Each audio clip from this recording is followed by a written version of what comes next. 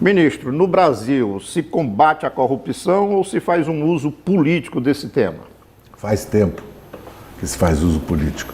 Começou com o mar de lama que corria embaixo do Palácio do Catete, que levou ao suicídio do Getúlio. Depois, o Vassourinha, que ia varrer a corrupção no Brasil, Jânio Quadros. Depois, a ditadura, que foi implantada em nome da luta contra a corrupção e a subversão. Depois, o caçador de Marajás, o Collor. E agora, a Lava Jato. O uso político é evidente, cada dia vai ficar mais explícito. Basta ver essas operações há 10 dias nas eleições que estão sendo realizadas. Todas espetaculares, todos visando a mídia, todos os linchamentos mediáticos. Não interessa de que partido e quem seja, não interessa se é culpado ou inocente, porque isso cabe à Justiça e não ao Ministério Público, à Polícia Federal ou à própria mídia dizer. Então, eu acredito que é necessário se combater a corrupção, há instrumentos para isso, mas não com ilegalidades. Os fins não podem justificar os meios. O próprio Supremo confirmou que aquelas conduções coercitivas não só eram ilegais, como tinham um objetivo político de levar à delação, na verdade. As prisões preventivas sem base legal, eu fiquei preso 1 ano e 9 meses. Antecipação de pena, na verdade. E as delações sem prova. E o mais grave, a coerção psicológica de investigados para obter a delação. Tanto é verdade que os próprios procuradores passaram a admitir que a prisão preventiva era realmente, sem ela eles não conseguiriam delação. Eles confessam isso, o Dallagnol confessa, o Carlos Fernando Lima confessa. É hora do Supremo por fim. Não é por fim o combate à corrupção. As ilegalidades, como foi no caso da Satyagraha, que depois o juiz, o procurador e o delegado responderam pelos atos ilegais que ocorreram naquele momento. Ocorreram na Operação Satyagraha. O delegado, inclusive, foi, sem entrar no mérito, foi condenado. Certo? Inclusive está asilado na Suíça, se não me engano, o Protógeno, que foi até deputado federal pelo PCdoB. As instituições no Brasil, elas estão em pleno funcionamento, na sua visão, ministro? Não. Há uma invasão deliberada, ativa, de atribuições do Legislativo e do Executivo pelo Judiciário. E os exemplos são gritantes. A prisão da segunda instância é um exemplo. Eu me apoio no próprio Judiciário para prová-lo. Quando demandado de colocar na pauta do Supremo a prisão na segunda instância, o então presidente do Supremo, o ministro Carlos Peluso, enviou uma PEC para o Congresso Nacional, porque o foro para decidir mudança na Constituição é o Congresso Nacional. Os procuradores apresentaram 10 medidas para o Congresso Nacional. Uma delas, a prisão na segunda instância. O Supremo, infelizmente, tragicamente eu diria, deu ao Ministério Público o poder de investigar. Quem acusa não pode investigar, quem investiga não pode acusar. Pode propor para o acusador, que é o Ministério Público, se arquiva ou se aceita uma denúncia, e depois o juiz decidirá. Quem julga é o juiz. Tem o caso mais grave. Na Constituinte foi deliberado por ampla maioria que a Polícia Judiciária, portanto quem investiga, preside o inquérito, é o delegado da Polícia Civil e o delegado da Polícia Federal. Ou seja, quem é a Polícia Judiciária da União? A Polícia Federal. Dos Estados, a Polícia Civil. O Supremo, em 2016, numa medida excepcional, quase uma subversão da ordem jurídica, deu ao Ministério Público o poder de investigar e o final está aí. Já há ministros do Supremo propondo que se revogue essa decisão, porque existem hoje os famosos PICs, que são investigações sigilosas do Ministério Público. E o Ministério Público, na verdade, hoje é uma polícia política. Falando do Ministério Público, a indicação do Procurador da República como sendo o primeiro de uma lista de votação, na sua visão, é correto esse tipo? Não devia ter lista e nenhum presidente da República está obrigado a indicar o primeiro. Mas aí entra a mídia, que é outro problema no Brasil.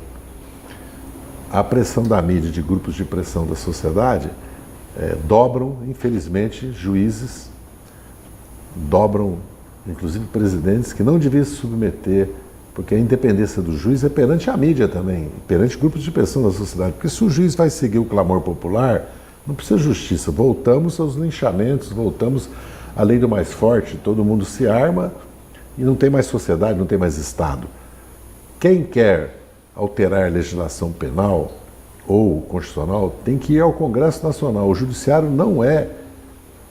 O problema é que o Supremo Tribunal Federal, não sei porque esse nome de Supremo, entendeu? A Corte Constitucional devia chamar, primeiro devia tirar todos os poderes do Supremo, ser só a Corte Constitucional. Depois que Judiciário não é poder da República. A nossa Constituição estabeleceu 3 poderes. Só existe 2 poderes eleitos que têm soberania popular: o Legislativo e o Executivo. O Judiciário é um órgão que tem que ter autonomia, independência. Agora, o Ministério Público no Brasil se transformou num 4º poder, fora o poder que a imprensa tem. Então fica uma democracia maculada, no mínimo, e caminhando para o autoritarismo. É evidente que está caminhando. Porque se o Judiciário assume poderes do Legislativo e do Executivo abertamente, porque quando o ministro do Supremo Tribunal Federal aboga para si mudar um decreto presidencial sobre indulto que é de exclusiva competência e discricionária do presidente, nós estamos caminhando para uma ditadura da toga. Mas nunca se fala em corrupção no Judiciário. Não tem toga suja. É só toga limpa. Mas a corregedora, quando saiu do cargo, Helena Calmon, apontou e nada... Mexeu nesse mar de lama. Nada aconteceu, nada aconteceu. Ministro, falar um pouco aqui de lideranças políticas. Juscelino Kubitschek influenciou muito o senhor na sua juventude. Getúlio Vargas é reconhecido como um dos maiores presidentes do Brasil. Eu queria que o senhor qualificasse aí, em termos de lideranças políticas, de importância para a história, Juscelino Kubitschek, Getúlio Vargas e Lula. O Getúlio fundou o Estado brasileiro e fez, na verdade, a passagem de um Estado semi-escravocrata, dominado por uma aristocracia rural do café e do leite, de Minas e São Paulo, governos de coronéis.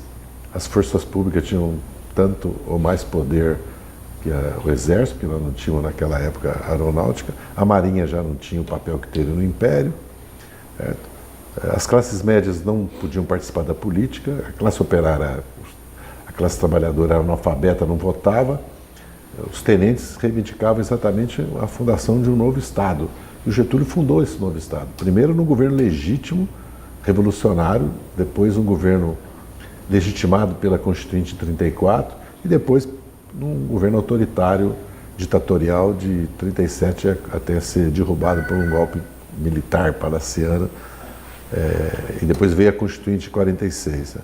Portanto, Getúlio, ao construir Volta Redonda e a Chesp, ao ligar o binário aço-energia, ele criou a base para a industrialização do Brasil. Ao criar a Petrobras, a Eletrobras, a BNDES, ou seja, criou as bases, a Camex, foi criando as bases para que o Estado viabilizasse o crescimento do capitalismo brasileiro e sua industrialização, a modernização, inclusive, da infraestrutura do país.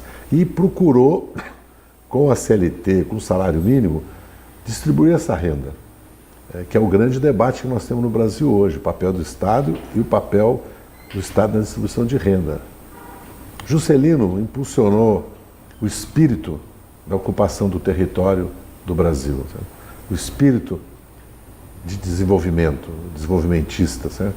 E a autoestima nacional, certo? O orgulho de ser brasileiro. E foi um presidente democrático, inclusive anistiou os revoltosos de Aragarças e Jacarecanga. Portanto, um presidente que marcou sua presença no Brasil, porque foi eleito democraticamente, transmitiu o governo ao seu sucessor, que foi Jânio Quadros, que depois renunciou. E Lula já está na história do Brasil. Tanto está na história do Dá Brasil... para a gente fazer aí um campeonato de quem foi o maior desses 3? É muito cedo para nós falarmos quem foi o maior, porque o Lula seria presidente de novo. E um dia será presidente do Brasil de novo, eu acredito. porque se fará justiça a ele será inocentado.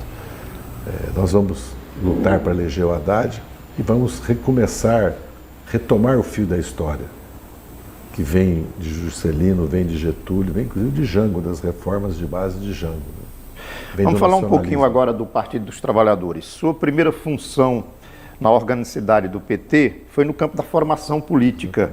Como é que o senhor vê hoje a formação política no Partido dos Trabalhadores? Tem avançado muito, felizmente, nos últimos anos. Por causa da Fundação Perseu Abramo, que é o papel dela, o estatuto dela diz isso, a lei criou as fundações para elas promoverem exatamente a pesquisa, o estudo, a formação e a divulgação também das ideias do partido e das ideias que o partido considera suas ideias, no caso as ideias socialistas, as ideias da esquerda, da história da esquerda. E com as redes, com a internet, né, que facilitou muito o acesso a longa distância aos cursos, à formação. Mas carecemos ainda do impulso maior na formação política, inclusive de fazer convênios com a universidade, com centros de pesquisa, para que muitos filiados do PT, simpatizantes do PT, possam participar de cursos em ambientes que não sejam só o ambiente das redes, porque hoje fazer cursos em ambientes presenciais, fechados, não é necessário. É importante, mas não é necessário. A formação política ela é importante não só pela história do pensamento político, ou mesmo pela história do país, né? A história ou biografias, mas principalmente pelas políticas públicas. Que essas fundações elas têm um papel muito importante de desenvolver diagnóstico sobre os problemas e as soluções e desenvolver a política pública, planejamento urbano, política de saúde, educação, de transporte, política de desenvolvimento local, consórcios para resíduos sólidos, como resolver o problema do saneamento básico e política econômica, o câmbio, a inflação, certo? Os juros, a poupança pública, o mercado, certo? A especulação financeira, entendeu? O rentismo. É muito importante porque quanto mais filiados e cidadãos com acesso à formação política, a democracia, na verdade, se consolida. Então, eu acho que é muito importante. Eu fiz questão de ser secretário de Formação Política, depois fui secretário-geral do PT de São Paulo, secretário-geral nacional e depois presidente de 95 a 2003 do PT, porque eu acreditava que era urgente. Havia milhares de jovens trabalhadores, milhares de jovens estudantes ingressando na vida política com... A ditadura não tinha caído ainda, mas já com as liberdades conquistadas na luta, né? A partir de 82 já teve uma eleição direta para governador, onde a ditadura foi fragorosamente derrotada, como tinha sido em 74, 78 pelo voto popular. Eu senti essa necessidade, me dediquei à feira de livro, aos cineclubes, certo?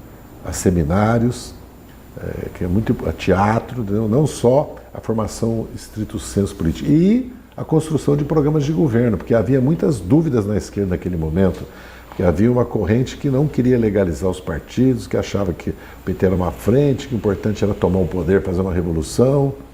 E eu, pela minha própria experiência já de 68, do voto nulo, da resistência armada, tudo, tinha a convicção que nós precisávamos construir programas para a eleição municipal, para a eleição estadual, programas setoriais, e nós tínhamos uma grande vantagem, porque a nossa militância, os nossos filiados eram acadêmicos, funcionários públicos, trabalhadores, então nós podíamos, que estavam em lutas, aqueles que lutavam, aqueles que estudavam, né, e aqueles que administravam, podiam se unir para construir programas, né? Então, programa de transporte, programa de saúde, programa de saneamento, programa de desenvolvimento local, educação. Nós podíamos reunir o funcionário das escolas, o professor, o aluno, os pais, então, e os pesquisadores de pedagogia na universidade para construir um programa e debater isso, inclusive, com o setor público e também com o empresariado, questões do aço no Brasil, da energia, do custo Brasil, ou do etanol. Então foi muito importante e continua sendo nos partidos a formação política. Quando o PT ganhou os primeiros governos estaduais, existiu muita crise entre governo, eleito ali e tal, e o Partido dos Trabalhadores. Isso mudou? Como é que o senhor vê os governos estaduais do PT nos dias de hoje? Bem, quando eu assumi a presidência do PT em 95, eu relatei de público que o meu objetivo na presidência do PT era assumir que o PT era governo, abrir o PT para alianças e transformar o PT numa instituição, numa organização política, não só no movimento ou em mandatos, né? E a questão do ônus de governar, porque como o PT veio dos movimentos reivindicatórios por terra na cidade, por transporte, por creche, ou de greves contra o arroxo, ou de greve pelos direitos dos trabalhadores, principalmente questões do município, e o PT começou a governar as cidades, ao chegar ao governo, certo? Os movimentos muitas vezes ficava só com o bônus do governo. Quando tinha um ônus, não queria ficar, porque o governo muitas vezes tem que tomar medidas que são medidas que... Duras, drásticas. Drásticas, porque você não recebe o município, o estado e o governo federal, certo? Sem ter que aumentar impostos ou cortar gastos, certo? Ou redirecionar investimentos. Você tem que definir prioridades, tem 20 prioridades, só tem recurso para 7, entendeu? E muitas vezes havia na verdade, os setores do partido atuavam como oposição mesmo estando no governo, mas atuavam como oposição, mas queriam nomear. Queriam receber recursos, é uma coisa... Né? Mas isso evoluiu? Evoluiu muito, basta olhar hoje os estados. Há tensões entre o governo e o partido, é natural. Muitas vezes o partido não concorda com a equipe do governador, com o governador, e tem que criar essa tensão e tem que ter espaço para dirimir isso e tem que ter acordo, aquilo que eu chamo, que aliás é o Rui Falcão, que na época, na década de 90, que criou o termo consenso progressivo. Você vai buscando o consenso, se você consegue só 1/3, vamos fazer. Se você consegue 2/3, vamos fazer.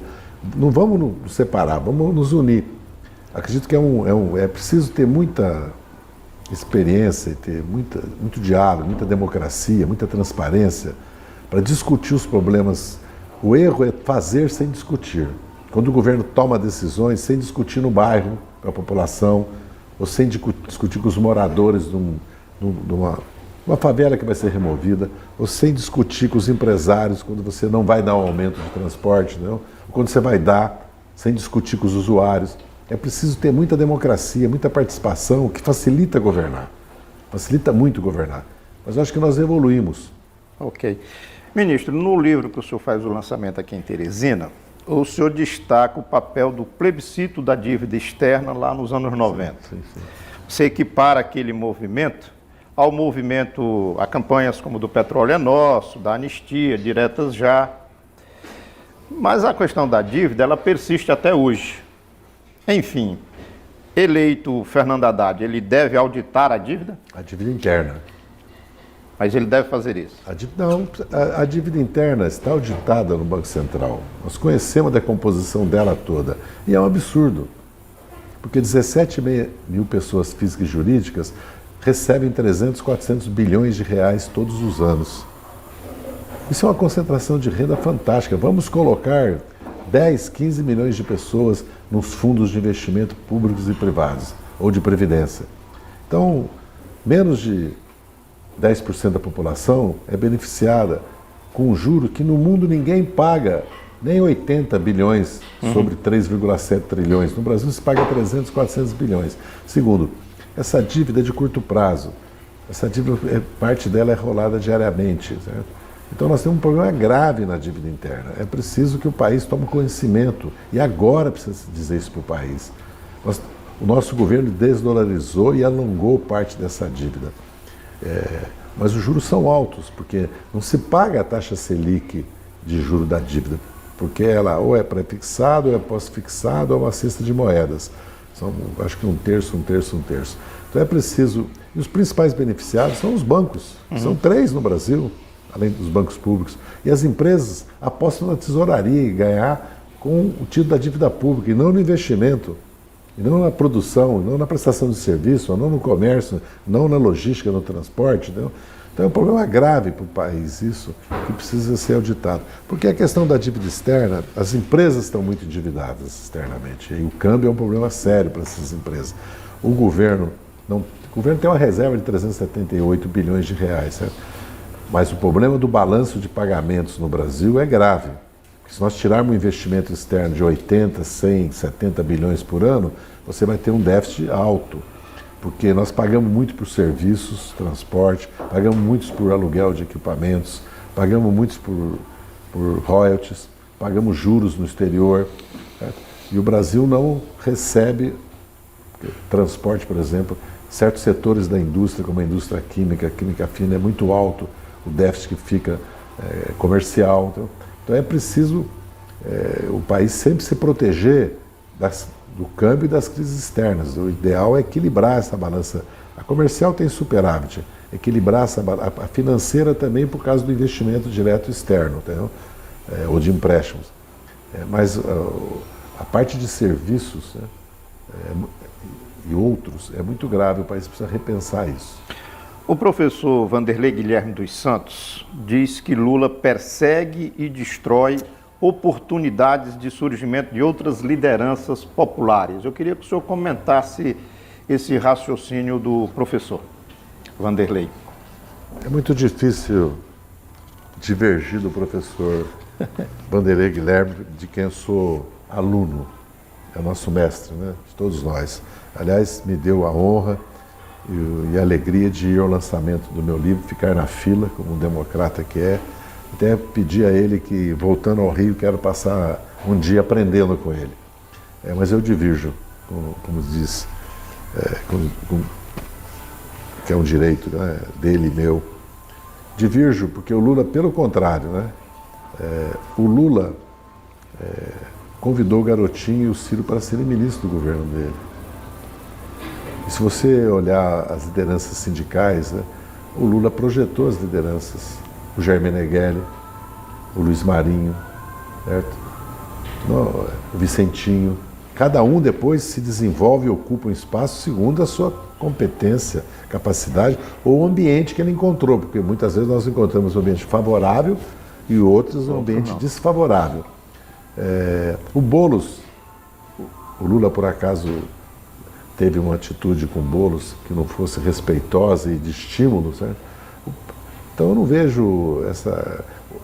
Nós temos dificuldade de surgir novas lideranças, porque essas lideranças surgem das lutas políticas, das lutas sociais, né? Das lutas que vão acontecendo no país, né? O PT tem liderança nos estados importantes, os governadores nossos são liderança nos seus estados, nas regiões, né? Mas a verdade é que o Lula se transformou na maior liderança do país e está confirmada porque ele venceria a eleição no primeiro turno. Porque a questão no fundo está que o Lula não deveria ser candidato, o PT não deveria apresentar o nome do Haddad e nós deveríamos apoiar um candidato de outro partido. Esse raciocínio seria válido se o Lula não tivesse o apoio que ele tem e se o Haddad não tivesse a votação que já tem. Porque o Haddad está tão capacitado para ser presidente como o Ciro Gomes, que aí no caso nós estamos falando do Ciro Gomes, né? Porque a outra liderança é o Ciro Gomes. Ele tem explicitado esse apoio, claro. Que é o direito dele. O Ciro tem todas as condições de ser presidente da República. O problema é que ele tem um programa, tem um partido, nós temos um programa e um partido. Ele é candidato, são 2 turnos. Não vamos esquecer nunca que a eleição é em 2 turnos. Não há nenhum óbice de no segundo turno nós estarmos juntos. Vamos continuar aqui um pouco nesse tema. Se fala muito de uma polarização dos destinos do Brasil entre PT e PSDB. Mas alguns setores da esquerda, que não aceitam a hegemonia do PT, transita em épocas de eleição por outras representações, como Cristóvão Buarque, lá atrás, Marina Silva, e agora Ciro Gomes. Como é que você analisa isso? Tem espaço para o PT conquistar este povo ou essa centro-esquerda vai ser sempre uma conquista no segundo turno? Não, nós unificamos a Frente Brasil Popular em várias eleições. Nós saímos já com o PDT, com o Brizola de vice, já saímos com o PSB já teve a candidatura do Garotinho, teve do Eduardo Campos. Já aconteceram as 2 circunstâncias, isso é uma circunstância política do momento. Cada partido é autônomo tomar suas decisões. Nós sempre buscamos a constituição de frentes, como a Frente Brasil Popular agora, a Frente Brasil Sem Medo, que nós apoiamos, que o Boulos lidera, entendeu? Então eu não vejo incompatibilidade entre as frentes e, em alguns momentos, a candidatura própria. Nós sempre trabalhamos em frentes e governamos em aliança, governamos em aliança amplas até demais, entendeu? Com os setores da centro-direita, entendeu? Uhum. E sempre buscamos unidade. Tanto é que o PSB, o PCdoB estão conosco, a grande maioria do PSB está. A neutralidade com Lula, né? Com Lula livre, e tende a apoiar a Haddad em muitos estados, entendeu? O PDT optou por ter uma candidatura própria, que é legítimo, porque também a pergunta pode ser o contrário. Por que o PDT não apoia o Haddad, sendo que o Haddad é o candidato que está indo para o segundo turno? A questão de derrotar o Bolsonaro no segundo turno já não vale mais, porque praticamente todos derrotam o Haddad. O problema da Marina e do Cristóvão é que eles mudaram de lado, eles não estão na esquerda mais, na esquerda socialista. Mas eu perguntei assim, porque naquele momento, ali mais atrás, eles galvanizaram algum aspecto, alguns grupos da sociedade que não eram do PT, mas... Gustavo não, nunca galvanizou ninguém. Nunca galvanizou ninguém. Agora está com a direita em Brasília. Descaradamente com a direita. Certo? Ministro, vamos falar de... A Marina é um caso de um fracasso por mudar de lado e por ter transformado a própria campanha dela numa campanha de ressentimento, de mágoa, de ódio, entendeu? Essa campanha que ela está fazendo esse ano é uma campanha horrível, entendeu? E o resultado é que ela está com 2%, 3%. Vai ficar devendo voto daqui a pouco. Será? Vamos falar de 2002, Zé Dirceu, daquela histórica vitória. Ali foi um fato extraordinário, reconhecido por todo mundo. Os trabalhadores no governo, a classe trabalhadora sujeita e autora de sua história. Quando o resultado foi sacramentado, você e Lula estavam no Hotel Grand Meliá, em São Paulo. O que Lula fez contigo? O que passou na tua cabeça e no teu coração naquele momento? Lula me abraçou e disse que aquela vitória era a vitória da minha geração. Daqueles que lutaram também da minha geração. Daqueles que lutaram contra a ditadura, daqueles que deram a vida pela liberdade. Não podia ter melhor, maior e mais emotiva comunicação do que essa, e o abraço que ele me deu. E eu imediatamente pensei, agora é que começa, que nós vamos governar. Porque eu sou assim. Quando um outro que estava lá, o Duda Mendonça, veio falar para mim, eu falei, Duda, agora é que vai começar, nós vamos ter que governar o Brasil. Ou seja, eu já estava pensando no governo já, porque eu sou assim. Mas... Evidentemente que eu fiquei gratificado com o abraço do Lula e com as palavras dele, e sempre trago comigo meus companheiros e minhas companheiras que caíram lutando e que lutaram contra a ditadura. Mas o fato é que ali nós já tínhamos que começar a nos preocupar com o governo e com a transição, que é mais difícil que ganhar a eleição. Tanto é que nós ganhamos 4 eleições. O mais difícil é governar.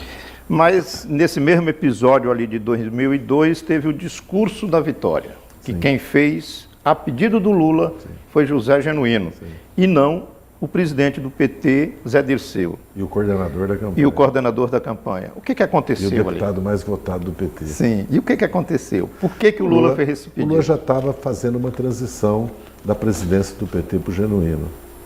E já estava fazendo uma certa medida de contenção, do papel que eu tinha, que é um direito dele, porque ele que é o presidente, ele que foi eleito, não sou eu, entendeu? Ele que tem o voto popular, entendeu? E eu simplesmente aceitei, apesar, evidentemente, de eu ter ficado mais do que indignado, porque quem me comunicou isso foi um assessor, o Luiz Fábio, entendeu? Inclusive colocaram restrições para mim ter acesso ao palanque. Mas aí eu acho que já é independente da vontade do Lula, do conhecimento do Lula, entendeu? Evidente que eu não podia me sentir bem numa situação dessa, mas como sempre, eu relevei e toquei a vida para frente. Né? Como todos sabem, eu sou assim também, né? Em algumas entrevistas, o senhor tem dito que não visitou Lula em Curitiba e que isso não está na sua agenda. Afirma que isso não ajudaria nem ao Lula, nem ao senhor. Diz que se quer perguntar algo a ele, tem como fazê-lo. Me parece, a opinião do jornalista aqui, algo frio para duas pessoas que tiveram uma relação tão próximas de 40 anos. Algo que revela uma distância aí nessa amizade. Não. Nessa entrevista aqui, até onde o Zé Dirceu pode ir e dizer o que está acontecendo? Não está acontecendo nada. Eu não fui visitar o Lula porque eu estava preso. Depois que eu estava com tornozeleira, eu não podia sair de Brasília. E depois porque não autorizam Eu não sou advogado do Lula, certo? Eu não tenho mandato eletivo.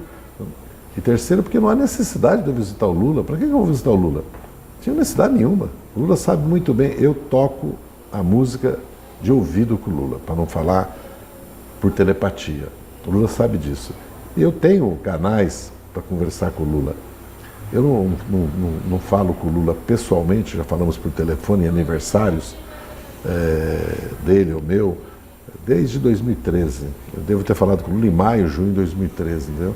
E nem por isso eu deixei de ter uma linha de conduta política. Se você observar meus pronunciamentos, primeiro, em solidariedade total ao Lula, e lealdade total. Segundo, a questão política em geral, de concordância. Inclusive, concordei que a candidatura dele tinha que ser levada ao limite, que a indicação do nome do PT só devia ser feito depois, e no momento que foi necessário dizer que era necessário indicar, eu disse também. Ministro, 2013, naquele ano, as ruas do Brasil são tomadas por manifestantes. Primeiro, aqueles que reivindicavam preço de passagem, depois uma pauta política. Me dê sua visão sobre as manifestações de 2013. Fizemos muita sociologia barata sobre 2013. É igual a Marcha da Família por Deus pela Liberdade. É um movimento da direita. Começou com questões de ônibus, de governo deles mesmos, na maioria do caso, não eram nem governos nossos, tirando de São Paulo. Um problema real, que exige políticas públicas, ou reduzir o preço do diesel, ou tirar o preço de imposto, ou quebrar os cartéis, as máfias de transporte. Essa é a verdade. Todo mundo sabe disso no Brasil. Lixo, transporte, né? Sabemos como é que é. Mas a direita viu naquilo uma oportunidade, a Globo principalmente, e o PSDB principalmente, uma oportunidade de transformar num movimento de oposição, e deu certo, porque havia uma base social para isso, que são as classes médias conservadoras, que estão caladas agora, caladinhas, as que batiam panela. Estão caladinhas, não falam nada. E que na época foram financiadas? Muito financiadas com recursos externos, muito financiadas pelo grupo, pelo Millennium, por grupos empresariais, que deram infraestrutura para as manifestações, inclusive de trio elétrico, de shows, tudo. Muito induzidas pelo... Inclusive, a pauta da PEC, a famosa PEC 33 ou 37, que agora volta com a lei de abuso de autoridade, porque era necessária aquela PEC. Quem colocou na agenda foi a Globo, que deu a palavra para o Ministério Público. A Associação dos Procuradores financiou manifestações. Se um sindicato fizesse isso, eles diriam que é ilegal. Certo? Como continua financiando propaganda dos procuradores, que não é papel deles. Certo? Porque nós sabemos que eles estabeleceram como condição para fazer a Operação Lava Jato ter apoio da mídia e formar uma base na opinião pública para encobrir as ilegalidades dele. Então, eu considero as manifestações democráticas, legítimas, tanto é que o nosso governo não levantou um dedo contra as manifestações. Nenhum considerou manifestações democráticas. Agora, eram e foram o início do golpe, do impeachment. E aí vamos... Eu pergunto onde estão essas classes que não protestam contra o aumento da gasolina, do gás, não protestam contra o aumento das tarifas públicas, não protestam contra a corrupção do PSDB, não protestam contra a entrega das riquezas do país, não protestam contra as violações da Constituição que existem atuais, os perdões de dívidas, o aumento de impostos que o governo Temer fez. Nessa linha aí de falar de 2016, do golpe, alguns analistas dizem que aquilo ocorreu porque o PT se concentrou no jogo parlamentar institucional, que o partido não organizou o povo, não mobilizou o povo, não se comunicou com o povo, não fez formação. Você concorda com esse raciocínio? Não, aquilo não foi impedido porque o PT não tinha povo para colocar na rua. Foi impedido, mas aquilo foi feito independente do que o PT faria. E se o PT colocasse povo na rua, eles teriam usado a força militar, porque os militares agora, vira e mexe, se intrometem na vida política do país, né? Dando recados para o legislativo e para o executivo, não para o judiciário, porque eles consideram o judiciário aliado, até porque o judiciário ajuda a manter os privilégios que eles têm, que o judiciário também tem, entendeu? Principalmente na Previdência, né? Que eles consideram um direito, mas do trabalhador não é direito, pode tirar, né? Pode tirar direito trabalhista, mas do judiciário e dos militares não pode, vira direito, não é privilégio. Então eu considero que não é fato que a Dilma caiu porque nós não resistimos. A Dilma caiu porque eles deram um golpe. Eu diria que é mais... Outra coisa é que nós não priorizamos a frente de massa, sim, a mobilização, a organização. As críticas vão nesse sentido. Estamos de acordo. Mas é bom sempre lembrar que não foi por causa disso que eles deram o golpe. Sim. Foi porque nós não fomos capazes de impedir o golpe. Eles dariam de qualquer maneira, nós íamos ter que resistir. Outros momentos resistimos e conseguimos, em 61 e em 55. Mas em 55 o Lott dividiu o exército. Em 61 o Brizola armou o povo e dividiu o terceiro exército. Você vê como é que essa questão de armas no Brasil sempre esteve presente na vida do país, né? Certo. Só mais duas perguntinhas. Para o jornalista Paulo Henrique Amorim, o senhor do Conversa Fiada, o senhor deu uma entrevista recentemente e disse que Bolsonaro é uma regressão cultural. Me fale sobre isso. Lembra do Jânio Quadro, depois do Mini Saia? Sim. Eles são moralistas, falsos moralistas. Primeiro, são homofóbicos, misóginos, porque ele diz que quando teve a filha, que ele errou que teve uma filha. As declarações do vice dele, que eu sempre esqueço o nome, parece que é Mourão. General Mourão. General Mourão, é que a criminalidade cresceu porque as crianças são criadas pelas avós e pelas mães. Você quer barbaridade maior que essa? Grande parte dos militares foram criados pelas mães, pelas avós, que lavaram o chão, se empregaram como doméstica, pegaram 4 anos para ir trabalhar, ganharam 1, 2 salários mínimos para que eles fossem ao colégio militar e depois se formassem. Agora, o grave é que 2 militares têm essa cultura. O que está acontecendo nessas escolas militares? Que sai um capitão e um general com essas ideias de 50 anos atrás. É uma regressão. Mas censura. Eles começaram a invadir e depredar exposições de arte. Vão censurar a música. E ele prega a volta à ditadura abertamente. Então, nós estamos tratando de uma regressão gravíssima democrática, de liberdade de expressão, de costumes, fora a homofobia. Entendeu? Eles não vivem com a diferença. Fora o racismo, porque o general fala de outros povos, que não são brancos, né? E se refere aos quilombolas, né? De uma maneira depreciativa, preconceituosa. Então é muito grave. E mais grave é a política econômica, porque vai levar o Brasil à situação da Argentina, porque é um arrasa-quarteirão de privatizações, de corte de gasto, de desmonte dos serviços públicos. No Brasil, 2/3 da população precisa do Estado para lhe defender contra os poderosos. Agora, para a gente finalizar, me diga, quem ganha? O seu Cruzeiro de Minas ou o seu Corinthians de São Paulo, a Copa do Brasil? Já falei para o Cacai, que é cruzeirense, o advogado, que é meu amigo, que vamos ganhar essa Copa do Brasil. Sabe? Mas vamos aí, é um corintiano que está falando. Eu sou corintiano, vamos ganhar. Estamos para ganhar. Lógico que futebol, como política, você ganha e perde, tem que ter espírito esportivo para saber ganhar e perder, coisa que os tucanos não tiveram. A direita brasileira perdeu e não aceitou o resultado das urnas de 14. Mas nós vamos aceitar o resultado de Cruzeiro e Corinthians. Mas vamos torcer. Aliás, o Corinthians foi muito bem contra o Flamengo. Só no treino do Corinthians tinha 45 mil corintianos. Verdade. É a força que o Corinthians tem, como a força do Lula e do PT que tem. Falando de futebol, as torcidas organizadas de diversos times, da Bahia ao Rio Grande do Sul, têm se manifestado aí politicamente contra a candidatura do Bolsonaro. Porque a questão da candidatura do Bolsonaro transcende o mundo político propriamente dito.